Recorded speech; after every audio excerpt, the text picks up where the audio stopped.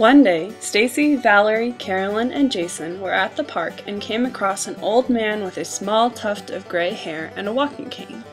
He wasn't quite ready to kick the bucket, but he had something very important to share before he did.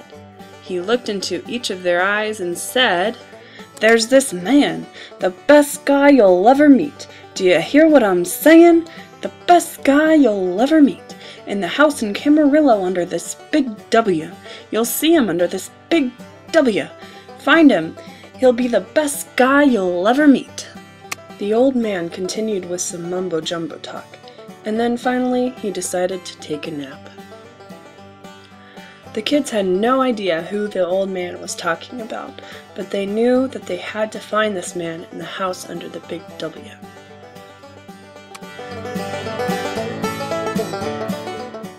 The siblings were not good at sharing, and quarreled over how they would divide the man under the big W once they found him.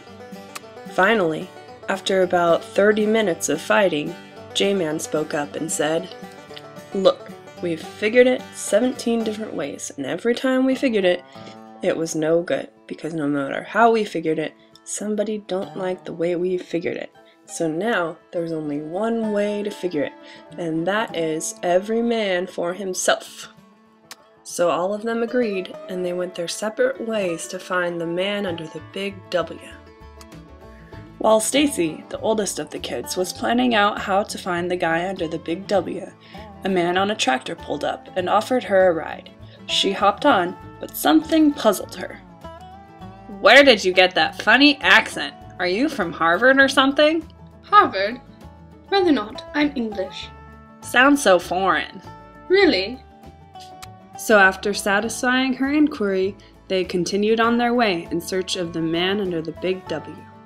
While Valerie made her own plans to find the big W, she had the unfortunate luck of being taken hostage by a giant green bug. The old man happened to be watching and called out, "These things happen, you know." What kind of attitude is that, "these things happen"? They only happen because this whole country is just full of people who, when these things happen, they just say, "These things happen," and that's why they happen. So rather than letting these things happen, Valerie took hold of the bug, showed it who's boss, and went on looking for the house with the big W. Carolyn found an abandoned space shuttle and decided that it would be helpful to look for the big W from up high. She climbed onto the shuttle and blinked her eyes, but immediately trouble occurred.